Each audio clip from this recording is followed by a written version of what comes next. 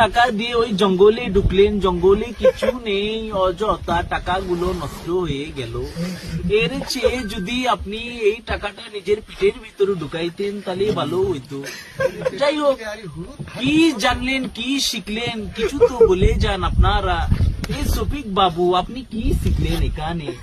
আপনি তো কিছু শিখলেন না, আপনি শুধু ক্যামেরাওয়ালা লোকজনের পিছে পিছে ঘোরেন আর শুধু ছবি তোলার দান্দাই থাকে।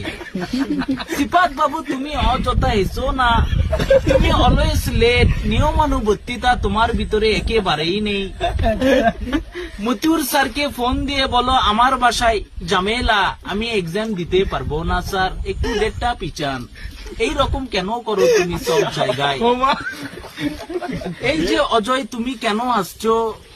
আমার প্রেসিডেন্টের মাথা ব্যথা করছে, মাথায় মেখেছে মোপ, তাও মাথা ভালো হয় নাই।